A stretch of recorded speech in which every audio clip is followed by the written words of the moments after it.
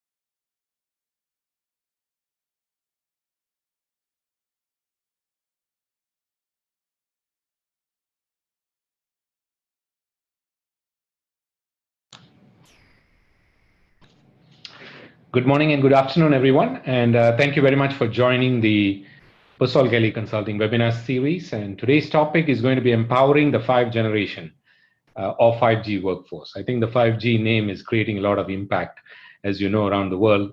So is the 5th-generation workforce that's coming in for the first time. So before we start, let's take some house rules quick check. We have a Q&A button available for you to provide your comments or questions. So please use that to share your views or any questions that you may ask, and then we'll be able to help respond to you. We will also be having a couple of poll questions throughout the session.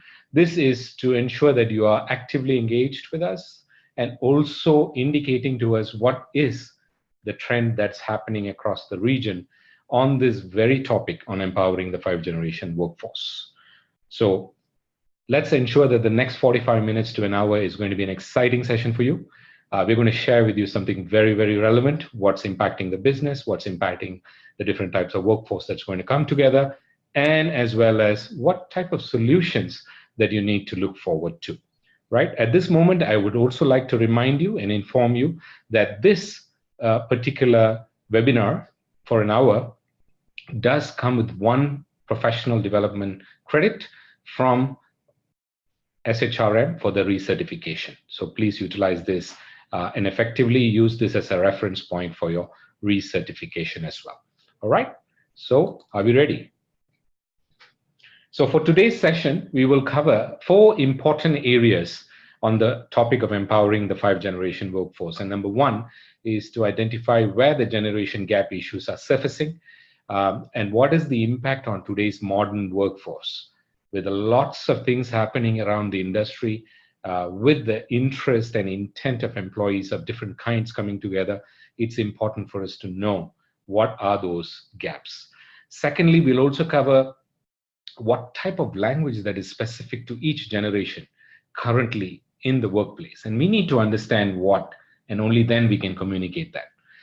Third, we are looking at exploring how organizational strategies can help overcome these gaps or issues. Yeah. And last but not the least is to evaluate the need and effectiveness of recruitment, engagement, and retention, or RER, in the context of generation gap. And I think these go according to different types of organizations, but it's good to understand what's happening around us so that we may be able to learn from others' mistakes and apply these as we go. So let's just get into introduction a little bit. Now, this is something not new to you, to all of you on the line. I think today we have more than 100 registered participants who will be coming onto the call webinar series. So just a refresher for all of us, we have the 5 generations for the first time coming into play in 2019. This is a historic moment for all of workforce and for all of HR leaders and business leaders around the world. More so for those who are in Asia Pac, because this is the first time you'll be having a significant balance or imbalance, if I may say, in different types of locations that we are going through. The first is traditionalist. As you know, they are generally those who have climbed the corporate ladder in the senior most age group right now.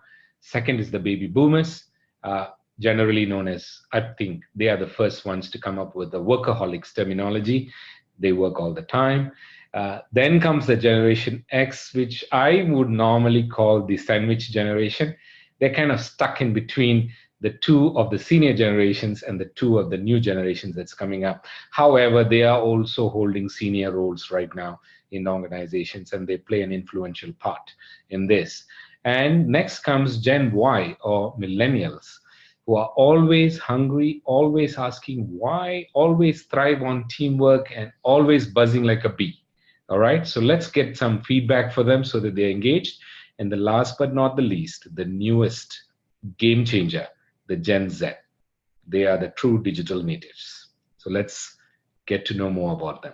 But before we go into the details, just a checklist on how many of you know which generation you come up to. In this call, you'll be able to see the results. This is the first poll question. So the question is, which generation do you belong to?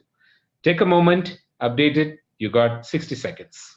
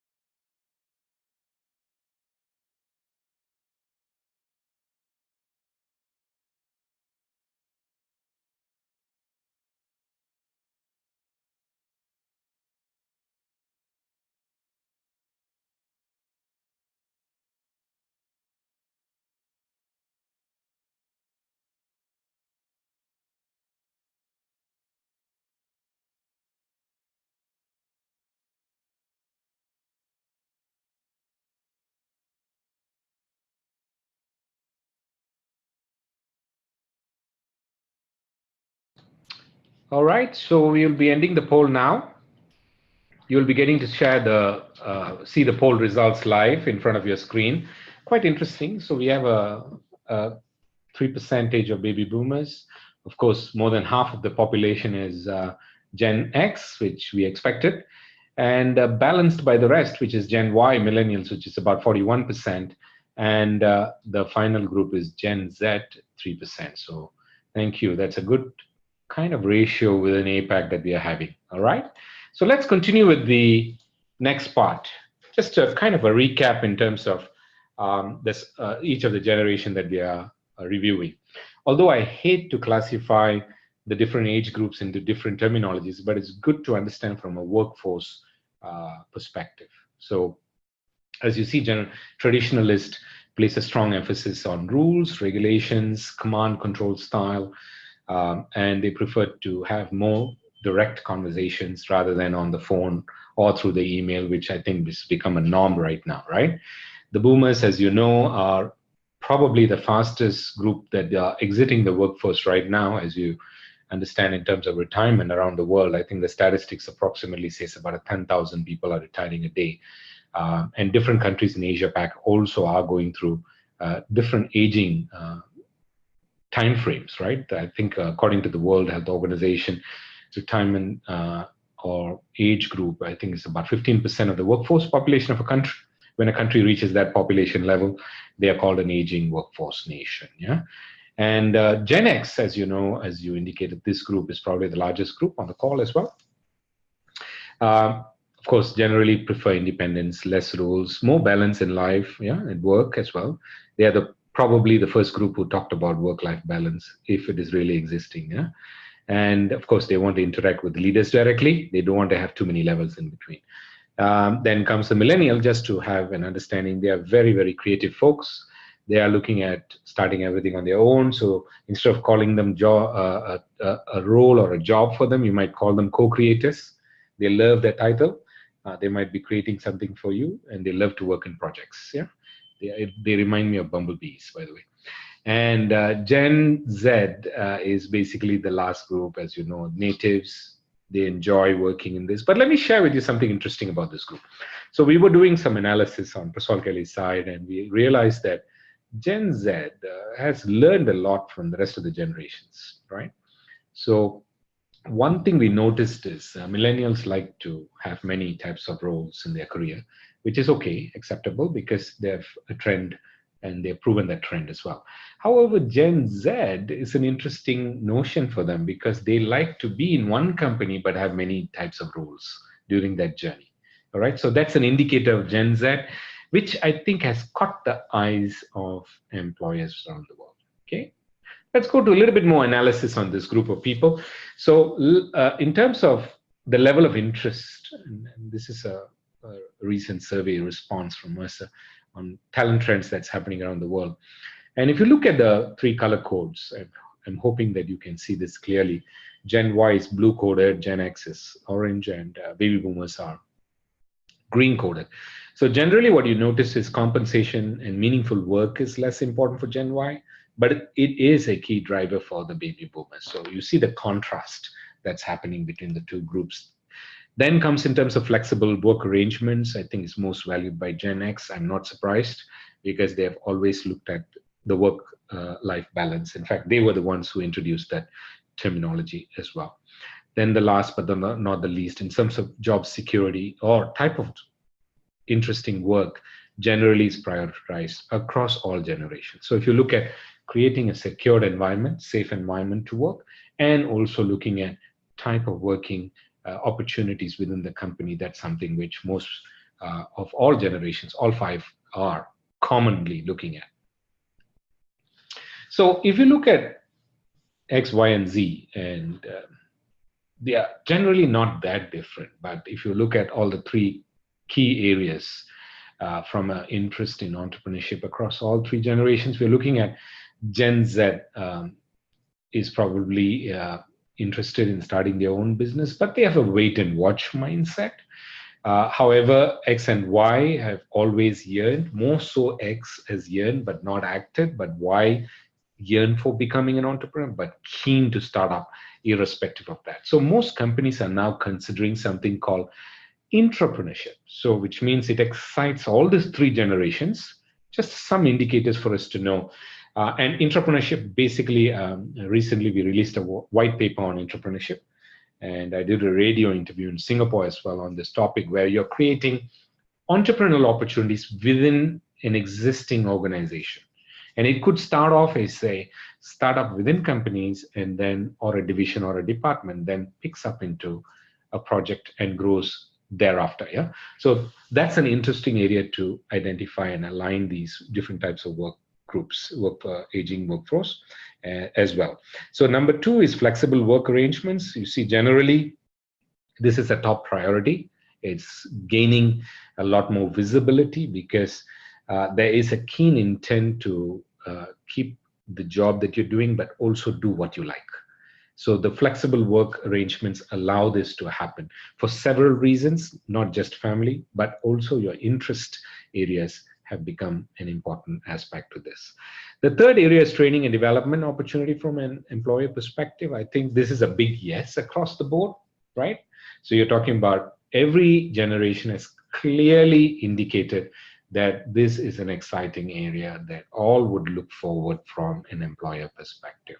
So the right balance between making sure that all the three areas, creating an entrepreneurial mindset, creating flexible work arrangements, and looking at continuous development, talent development is going to be a key area. And one of the things I'm hearing more often than then is about the learning experience as well. Creating a great learning experience, not just on the job, but also from a classroom, but also from a self-paced learning management systems that is being now coming into in-house corporate organizations as well as partnered organizations. So let's take an example of what is the current APAC workforce perception of including the senior workers group, all right? The older worker groups which we are looking at. So generally, employees and hiring managers in APAC agree there are benefits of almost 95% of them. In our recent report on preparing for the workforce of the future, where we have identified. But interesting to note how each country relates to these points. Like, for example, Thailand and Singapore believe that there is a great mentorship and more experience can be brought together with older colleagues. And as compared to Malaysia and South Korea, where they see that there could be more likely health issues or less versatility of those who are attending as well. And these are based on aggregate survey results that we have seen. And likewise, it's also an indicator of how different countries see different types of workforce coming together. Let's get to a little bit more details of this senior worker groups that we are seeing. So benefits in terms of by role, if you see, there's a tendency of hiring managers, or majority of the hiring managers highlighted that there is clear benefit for hiring senior roles, senior workers in this group. So from a perspective basis, we're also looking at they can help with certain areas in terms of communication and problem solving given their experience, right? So between hiring managers and employees, if you see in terms of loyalty to company, mentorship, and a responsible attitude is something that they see that is coming bridging. But there's something interesting in the data point. If you notice, there's a closer acceptance between hiring managers and employees when it comes to mentorship and responsible attitude, right? So what are the concerns? Now, as much as we see benefits, we need to also keep in mind concerns, right? So of course, as I indicated earlier, health issues, being a slow adapter to new areas, lack of technology or knowledge related to that is something that is commonly seen across all the three areas. So maybe if you're considering looking at senior workers in your team, there are some areas that you need to keep in mind or arrangements that you need to keep in mind to help with that. Okay, so in terms of perceived benefits about working with older workers, now, and there's a reason why I'm emphasizing this a bit more than the rest, because generally most of Asia countries are going to be in aging workforce environment by 2030, right? So we can't rule that out. It's not very far away. And so it's important for organizations and employees to be able to embrace this that's coming to them, right? So what do you think, to a question on what do you think would be the benefits of having or hiring an older worker in your team? Generally, more experience is what's the valuable input that's coming in. And equal half have indicated knowledgeable and mentorship, and followed by responsible attitude and helping resolve conflicts. So companies are looking at embracing some of these advantages into organizations, and also taking advantage of a huge amount of knowledge management that can come into play with the experience of the older workers. All right. So the next part is in terms of concerns, right? So a bit more details on health issues, 45% of them indicating that, of course, close-minded and stubbornness. We can't rule that out because there is also a key indicator that has been responded for most of this group. Less versatile, lack of technological knowledge, and slow learners. So as indicated earlier, these are concerns, equal concerns that's coming up with the equal number of benefits. So as much as we would like to look at this as an experienced work group, we also need to keep in mind what type of industries, what type of opportunities that's available, what type of roles that's available, that will allow to adapt to these two groups of people, or different older worker groups as well as younger worker groups, able to work effectively together. So just a couple of things to take note before we move on to the next part. One, of course, there is concerns that's existing, okay? But there's a positive outlook for experienced workers. So we call them the silver-haired group, yeah? So of course, there's a silver lining for this group as well. So do keep in mind that we want to balance this off. And this is a great experience of bringing the different 5 generations together. 2 of them are in the senior group. It's an equal balance. Of course, the X will have to play the balance to help with the Y and Z. So very interesting cusp they are in. Second is, of course, extensive experience. A lot of, when senior workers exit companies, knowledge goes away with them. So imagine bringing them back as good mentors for you. Okay, I know there's a concept of mentoring and reverse mentoring that's happening. Do consider that as part of that. Then comes health issues. Of course, this is something we cannot rule out, and everyone has to keep in mind that there is flexibility and adaptability that we need to keep in mind at this age group. And of course, finally, how do we look at promoting the positive impact of having this beautiful experience of having all the 5 generations, diversity coming in together to get the best business outcome that we are planning. Now that takes us to the next poll question, and very interesting question. Which generation or which age group do you have the most difficulty working with? Please answer honestly. Over to you for the next 60 seconds.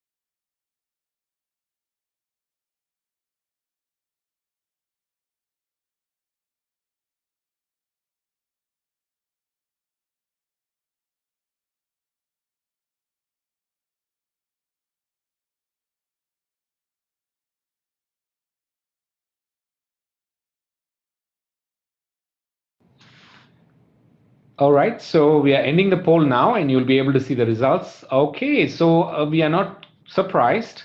So based on the statistics which I just shared a bit earlier, so we're looking at the age group that we find most difficulty in working with is baby boomers, and followed closely by Gen X at 24%. And interestingly, Y and Z go hand in hand with a 15% each.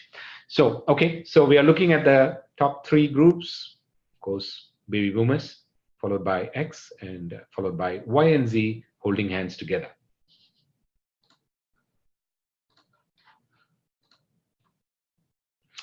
All right, so let's go to the next part. Now, we have heard the senior age group folks in terms of what they are going through, in terms of how they are positioning themselves in the workforce. But let's also take a kind of a stock check now in terms of the multi-gen workforce, in terms of driving change in HR practices and policies. So if you look at the 5 areas: hiring, engagement, culture, retention, and benefits, in the interest of time, we'll be probably covering the hiring, engagement, and retention portion. And probably thereafter in our sessions, we will be covering more of the culture and benefits. But for today's purpose, I'm hoping that this will be able to give you a perspective. So given that all the 5 generations are coming together, I think it's important you look at a hiring game plan that can include gamification, AI, video interviewing, and different types of tools to recruit uh, students, or college recruiting tools, etc., like Piazza and so on.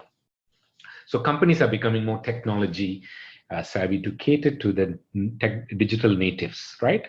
So given that Y and Z are going to be 50% of or more of the population, so adapting to the digital native strategy is going to be key. That becomes their DNA, right? So more and more adoption of technology comes into play for that. Now, also having said that, we noticed something interesting in the recent SHRM Foundation report that we realized is that we are having hackathons that's coming into play.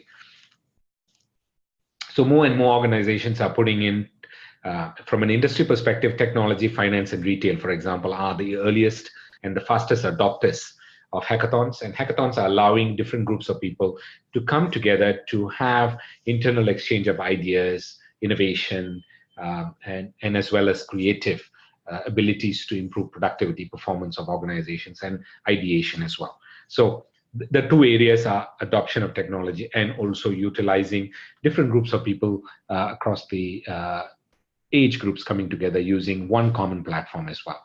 In terms of engagement, of course, all of us are familiar with the Shark Tank and the kind of stress people go through with all of that. Incubators, entrepreneur method. I think there's a wisdom of the crowd, like the Yammers and the LinkedIn and the networks that Slack everybody's using. Of course, talking about hackathons to increase the engagement levels.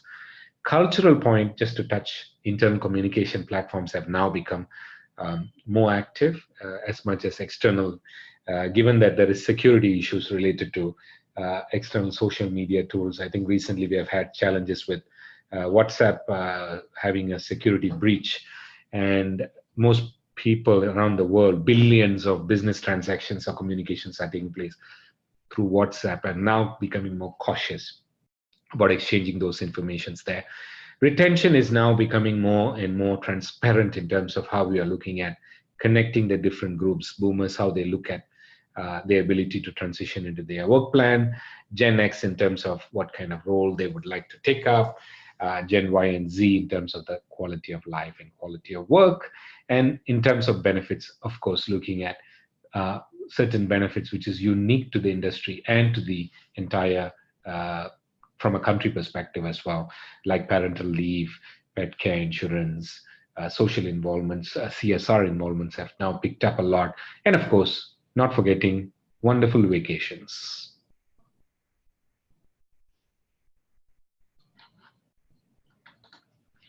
All right, so let's look at what are the recruiting bridges. How are we looking at recruiting that bridges the gap? So from the perspective of recruitment, I think creativity is going to be important. Different companies have already started utilizing creative ways of connecting to people. One very important method is, apart from what I've shared with you earlier, is the internal referral network, which has become almost 50% of companies utilizing that actively. Now, there is different creative methods. It's not just all about referral fees. It's also about creating a working environment that brings different groups of people together. So the referral network is now becoming more and more diverse and more creative in terms of that.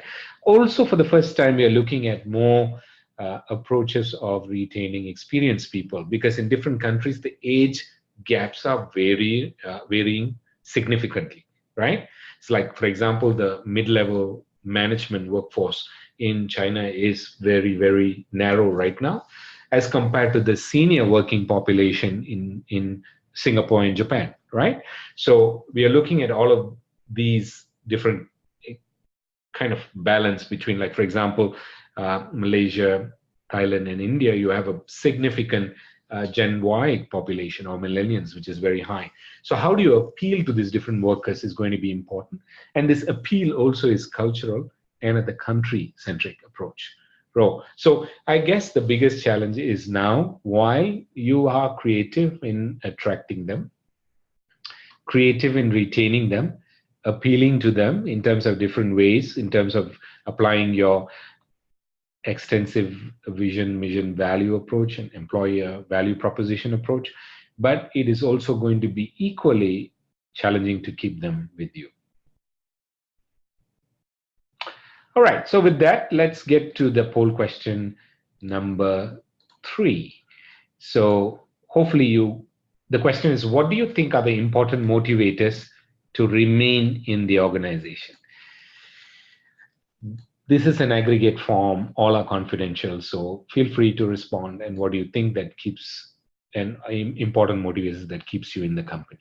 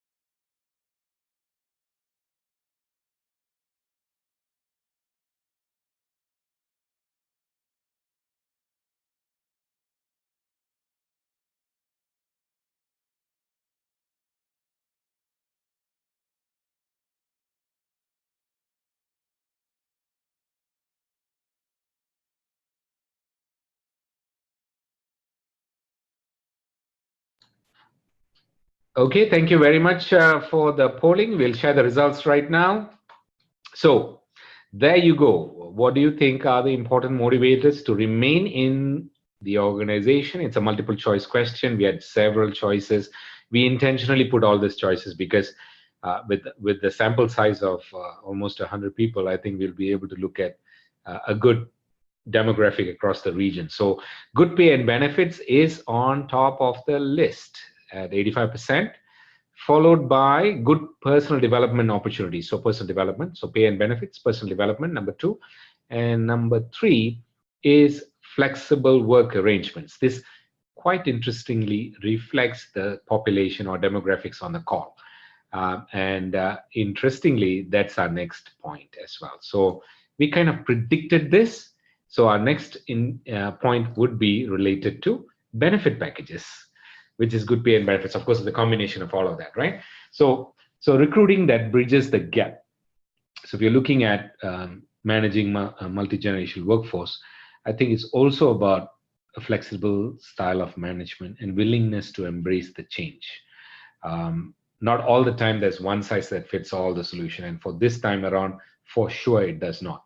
So this morning, in fact, there was a press conference here in Kuala Lumpur. They released the national job report on technology jobs. And one of the articles in that was published was about personalization. So I would like to emphasize a little bit more on the personalization aspect. So every individual in my team, and I thought I'll take a minute to explain this.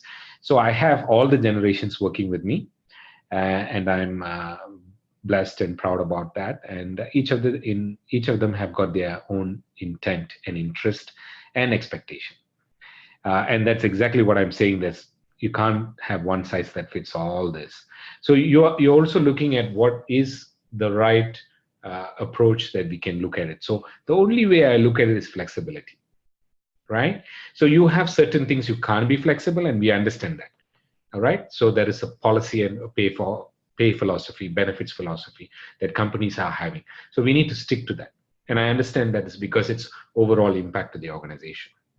And we can't be changing that too often. However, there are certain areas in terms of rewarding and recognizing individuals, and also ensuring that there is a tangible portion and intangible portion for the benefit side. That requires certain amount of flexibility in how we look at it. So most importantly, I think when I use the word personalization is to get to know the people in your team, small teams, large teams. You might be wondering, you say, I have 100 employee company. How do I look at understanding each one? And I can tell you it's not difficult. Okay, it's important for us to make sure that we know their profile, which generation they belong to, what areas are motivating, as you heard earlier in this webinar right now, and look at the level of personalization that we can apply. So of course, you can use a series of meetings to do it, a great way to engage with them. And also, well, if you can't, let's say they are distributed workforce, they're working in different locations, then of course you can use the survey method, right? Like how we asked the poll questions to you and all of you actively responded to that. That's a great way to connect with the individuals and get the response. But one thing, let me remind you, when you put a survey out and when individuals respond, we need to act on it. We cannot sit on it.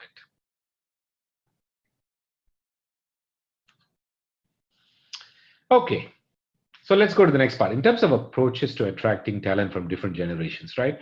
So if we have 5 generations working side by side, how do you look at differentiating this to the outside world? So to the inside world, they're all sitting next to each other, okay?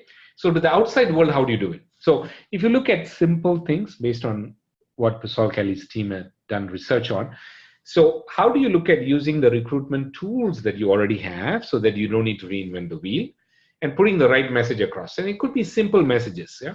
So if you're looking at traditionalists and boomers, generally they value experience and expertise, right? And a detailed description with scope is important for them in a job description, in an advertisement, or in any other method that you're indicating.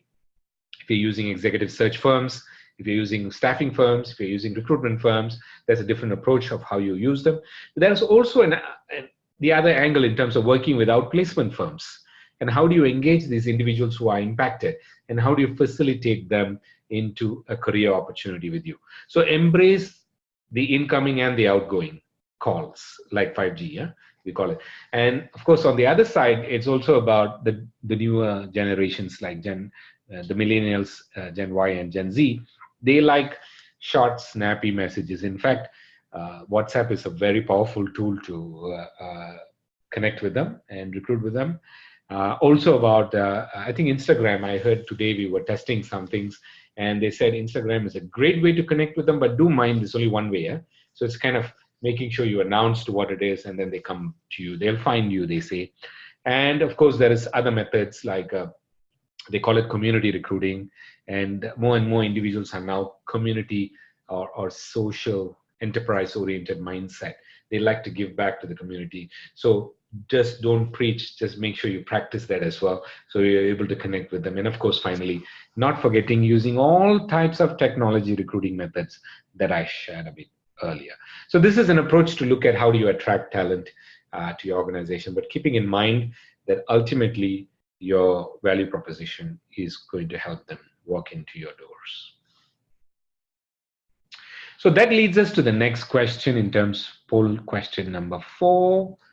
And the question is, what does your company do to help employees of different generations work better with each other? It's a beautiful way, beautiful question, which actually tells you where you stand and how you stand. I can tell you there's a power in diversity.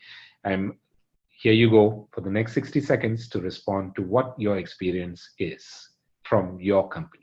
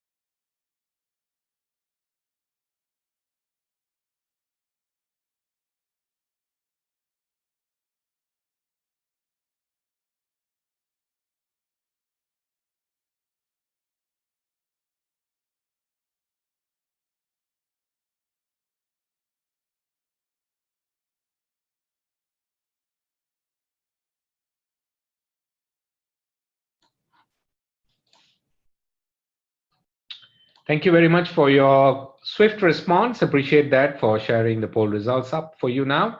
So quite interesting. We are looking at to the question, what does your company do to help employees of different generations work better and with each other? Create opportunities for workers of all ages to work together, and providing mentoring programs for employees are going hand in hand. They are holding hands. So that means these two are critical for all of you on the call who have shared that. And that is followed by communicating the importance of a multi-gen workplace. So that's your top three for the topic on the poll today. Thank you very much for that. And I was just thinking, I think we are going into a very serious discussion, and maybe to wake everybody up on the call, I just wanted to share a dry bones joke with you. So it's probably something that you might have already seen before. So basically what you're looking at is how the different generations are looking at communicating with each other. Okay, so I'm going to help you enjoy this in the next 30 seconds. So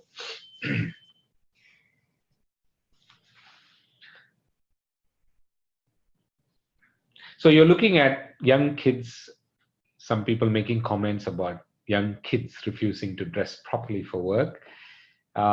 Dress codes are now changing, and of course there's a lot more flexibility at that. And I think the new startups are looking at comfort wear most of the time. It's business casual or casual.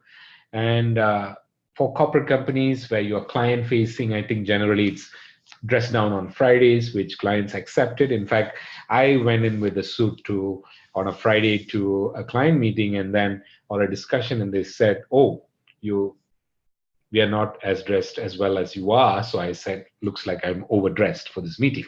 So, and then you have looking at technology, how you're looking at adopting technologies, right? So today they are talking about phones with touch screens versus dials, right?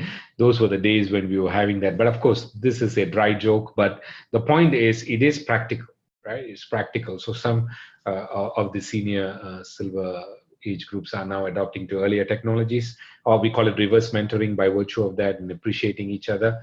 And the younger generation don't even know what certain things are there. They call it POTS, right? POTS, plain old telephone system. I know most of you are wondering, what is Anthony saying? By the way, POTS is actually the common terminology for the telephone on your desk. Okay, so most of us might not even be using those terminologies because we are not using those phones today. It's all online. We're using Skype, we're using WhatsApp messaging, we're using all that by mobile technologies, or sooner or later we won't even have desktops as well as notebooks. We'll be only working on handhelds. All right. So now, how do we bridge all of this? Now, we heard a lot today about the different aspects of the generations coming together, 5 generations. So it's a historic moment, number one. Number two, we also heard about how to bring this group people together. So they have perceptions about different generations, different organizations, and how do you look at bridging that? So there is an aspect that allows this to be nurturing. Elevating the standards within the organization, and the best ways to apply coaching and mentoring. So mentoring normally is internal, coaching is external. So when I say mentoring, internal is about your team members, your senior management working with the junior management, and vice versa. Reverse mentoring, of course, the other side. Coaching is about bringing somebody from an external perspective, looking at an outside-in approach for you. So now, but what connects people to the coaching and mentoring approach? This is important, please take note. So how do you look at feedback? Now, feedback, different terminologies. Of course, the older generation calls them appraisals. Nowadays, it's called feedbacks, but let me tell you, the new terminology is called check-ins, right? So between all of them, if you look at something interesting, and I'm just going to take one, I'm picking on the millennials, don't be upset on the call, but the idea is generally millennials want feedback, but they don't want to ask for it. Okay, so the trend is across the board structured, but I must tell you, if you're a hiring manager, if you're a boss on the call, you're not going to complain about it because this is an expectation already with them. So why don't you structure it in such a way? For example, millennials, you engage them once a month. Non-millennials, you connect with them once a quarter. But don't show disparity, but you could make it a structured approach, connecting with everybody every month, and more so with non-millennials once a quarter and millennials more regularly. Do set and drive this as a business, as an organization strategy, rather than a employee-driven strategy. So your approach to that would be, you take the step forward from a manager's perspective, encourage your managers to connect with the millennials regularly. So that's the word I would use, regularly. Regularly do check-ins with them. And check-ins, mind you, is not sitting in a closed room and discussing serious stuff with them. It's about having your coffee discussion with them, having a lunch with them. You can have these conversations in that. But of course, you're not going to do multiple discussions, but more structured conversation with them. But also let them know that you are having a feedback or a check-in with them. So take note, millennials, Gen Y, Gen Z, we are looking at more structured, frequent feedback as compared to non-millennials. All right? Good. Next one. So in terms of retention, I just wanted to give a couple of perspectives to us, to all on the call. A couple of approaches have been now seen as creating a very exciting workplace choice, right? So more and more of the millennials have now looked at creating regular conversations with people. They are comfortable in terms of receiving feedback and providing feedback. And they're also looking at that feedback relating to the development of the individual, all right? So one of the things I may propose is to considering sophisticated management style. Now, it's not complex. Maybe I'm using a very tough term here, but the idea is, when I say sophisticated, you need to take that effort to put this together. In terms of supervisory role, in terms of control and autonomy, you're giving some form of flexibility, but continuity, right? So not one leader all the time, but also giving a kind of adaptive method for the team members to work with. Then comes in terms of type of leadership style. Are you looking at consensus or an autonomous style? But I think you need to consider situational style. So if it means that for a particular situation, you need to apply consensus-based method, you can get feedback from everyone, more democratic, I would call it, or an autonomous where you find that it is important for us to take the step and move forward. Otherwise, you're going to be stuck, right? Then comes the next part in terms of depending less on the position, because I think more so than ever, the type of role and titles are going to be less important. So just because you're managing director doesn't mean you're the boss, all right? So level of influence is going to determine that. How you use your personal power and personal influence is going to be encouraging more engagement and retention within your team members with you, all right? But also do recognize, if they decide to leave you, don't be upset, all right? Encourage them, stay connected, because there's something called boomerangs. And mind you, I must tell you, in my career life, I've seen more boomerangs than departures, yeah? So again, give that opportunity to them, be thoughtful and appreciative of what they've done for you, and they will do the same for you, all right? They will appreciate the balance that you have created for them. They will appreciate the trust you have created for them, and they will work to gain that with you, even outside. And quite interesting, those people who have worked with me on my personal experience, when they leave, they continue to engage with me in terms of partnerships and business models and so on. That is the kind of approach that you're looking for in terms of being that trusted person, respected person, and be that person who creates that initiative, all right? And always nourish that retention, yeah? You need to keep in mind, how do you keep that retention? And retention is now not within organizations alone. It's about your influence outside the organization, where you can retain that trust base. So the person, when he or she leaves, can go out and still stay connected with you and look at how they can work with you in different ways. So I know it's radical in whatever I'm sharing with you. So a couple of organizations have already started this, and I'm sure you're familiar with it. They call it the alumni network. So I have an alumni network of 100 over people, for example. So the idea is to stay connected with them in different ways. Today, we have enough technologies that can allow us to stay connected with them and stay engaged with them for different ways. So something for organizations to consider and to respect and to pursue this pathway in terms of applying selected targeted retention strategies. So all good things have to come to an end. I think with the time limit that is on us, so I thought we will have some a closing remark and open to questions so that we can help you answer questions. I think there's a lot of questions that's coming up. Thank you for all of that. And but we do have limited time, so I'm just going to look at this closing remark in terms of what has been shared by McCormick and Company, Nerdy Paris. It's quite an interesting perspective of how the global head for diversity and inclusion looked at talent management. This individual holds both responsibilities. So all of these things are leading us to rethink how or what the work environment looks like. So workplace and workspace and workforce are converging. So workplace, workspace, and workforce are converging.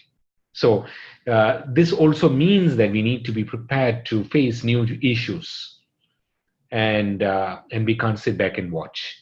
And it's important for us to keep an open perspective around this, be aware that this is happening, and also making sure that we have, if not all, at least a couple of the best strategies that we can deploy proactively. All right. So with that, let's get to the first question that we have, and we hope to make sure we answer that before we conclude. Is there any questions that we do have that we can get to this? Okay, here we go. I think that's a very interesting question from one of our delegates on the call. The question is, what are the common practices in the industry in order to minimize friction and improve work relationship? Well, okay, so I'm assuming this question is related to the different type of generations coming together, and how do we ensure that we are able to align? Of course, the most important and breakthrough is about ensuring that you have a communication strategy within the company, right? To appreciate and to embrace this. Awareness is key. And I think in one of the poll questions, this came up. Creating that awareness is going to be important for the individuals to understand. Now, common practices, ensuring that the hiring managers from HR perspective and business perspective, right, are aware of and appreciate the inclusive strategy for different age groups that come together. So rather than looking at them as silos, I think aligning them as a company and aligning them as one team is going to be important, and to be appreciative of that. All right, so that's number one, more common practice. So educating and creating an awareness of this group of people. In fact, even if required, to make it a compulsory training for all the hiring managers to know how to hire different generations, how to engage different generations, and how to retain different generations, right? And likewise, if that was demand from a supply side, when it comes to how do you engage with this group of people, communication strategy across the company appreciating this will help. Okay, now we have another question. I think in terms of, okay, here we go. If the organization culture is not supporting diversity, what should HR do? Okay, I'm sure all of you on the call are having this thought process, because some of organizations have adopted this and they've survived. They have thrived. For those who are not adopting this, there is going to be challenge which is coming in, an uphill task for you. So as the HR leader in the organization, right, it's going to be important for you to continually, I wouldn't say fight this battle, but create awareness to let them know that diversity, not just from an organizational cultural point of view, diversity not just from a gender point of view, diversity in terms of the different generations that's coming together is going to be proven to produce better business outcome for the organization, right? So I guess that's where the tire hits the road. So it's important for you to let them know that the ROI related to diversity, related to workforce generations coming together is going to be better than your peer or your competitors, is going to wake up your organization. Now, if they fail to wake up, you need to wake up. I hope you got the point. So the next one, oh goodness, many questions coming up. How to ensure top management is considering transforming work environment? How to ensure top management is considering transforming work environment? So this is pretty much a general question. So I'm going to relate it back to the topic of today, yeah, which is empowering the 5 generations. So if the top management need to ensure that they appreciate the different generations coming together, empowering that to work together and improving that work together, this is a great opportunity for you to create that knowledge with the work management. If you have access, and I'm sure today you know what I mean by access. As an influence, a person of influence within the organization, it's key for you to have the ears of the top management to let them know that companies that adopt to empowering the 5 generations have seen significant transformation, ease of transformation. I'm not saying it's a perfect success.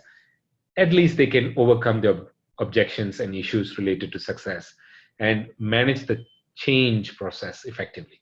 So if they're able to adapt to that, I think the chances are, and of course your top management appreciates that factor, then they're able to look at transforming their work environment to embrace this change. Right? Okay, so the next question is, what is trending HR best practices in managing these workforce in current age in terms of reduction? I'm trying to put this into a perspective to the questioner of reducing headcount for various reasons. For example, bad economy, cost cutting, and so on. Now, thank you for this question, and I think it's quite related to the multi-generational workforce coming together for the first time, but it's also about embracing this trending that's happening from a practice perspective and a policy perspective. So there's something called from a management perspective, consequence policy. Now, generally adopted at the board level that looks at what needs to take an impact. And it's not always people at the first. Normally what happens is training gets impacted first, then comes other discretionary expenses, then comes people expenses. So when you have a situation related to bad economy or difficult situations in terms of your running your business or business line, or for a business reason you need to reduce workforce, it's key for you to understand what's the purpose of that move that you're making.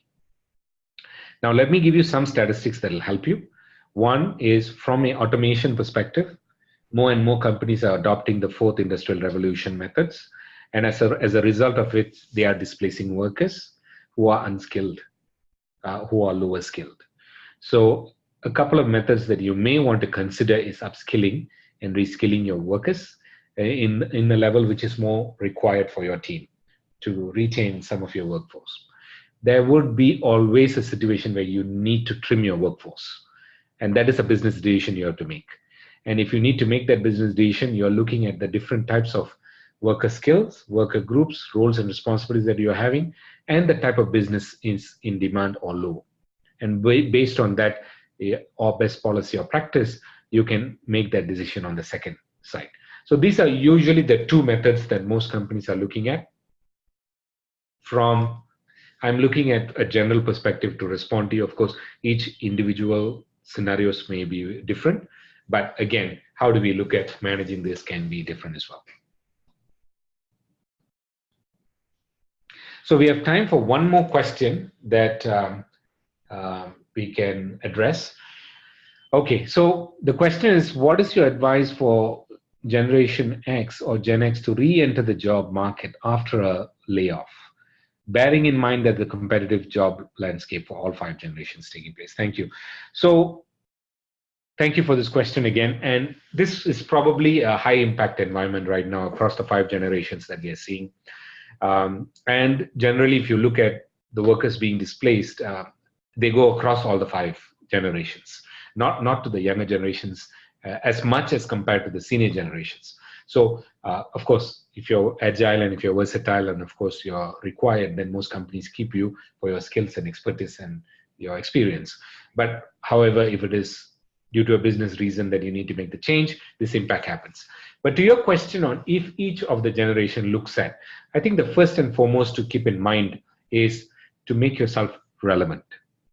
Now, by which what I mean is career transition, when offered through companies, help individuals to upskill, reskill themselves, make themselves more relevant, right? Make themselves more ideal and attractive to prospective employers. But given the job landscape out there with 5 generations running the same race with you, you're also entering or re-entering the race to see where you are heading off.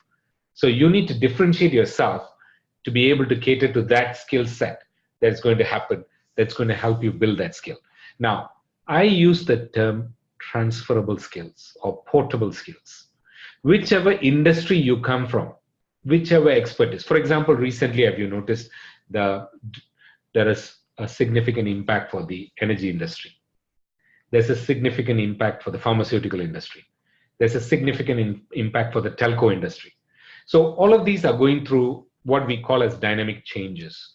And as you are embracing these changes, it's important for you to wake up and to, of course, embrace some of this upskilling and reskilling approach for you to reinvigorate your skills that is relevant for the market. There's no perfect solution to this, but this is definitely one of them that will ensure you are moving into the competitive landscape. Now, having said that, that is if you are in the race for employment. If you are in the race for entrepreneurship, create your path as you move forward. So in career transition, there are normally 3 parts that comes into impact. One is the re-employment track, one is the entrepreneurship track, and one is, of course, a very interesting aspect called early retirement. But early retirement doesn't mean you stop working. You stop what you're doing and you're starting something new. So that's the 3 journeys that you can adopt that gives you the flexibility in approaching each of them.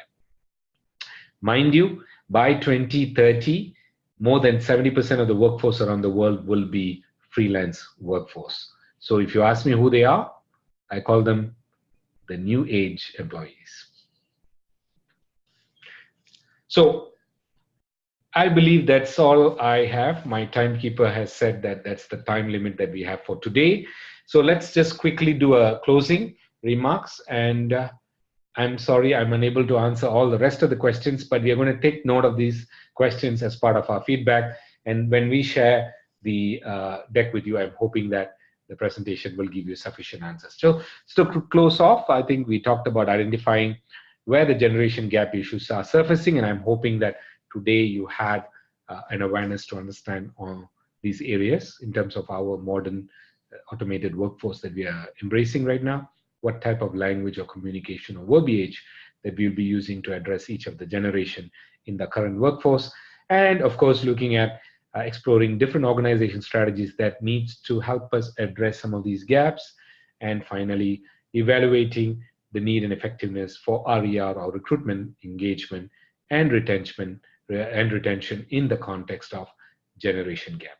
So once again, we would like to take this opportunity to thank you for joining this call webinar. This is our 2nd webinar series from PERSOLKELLY Consulting.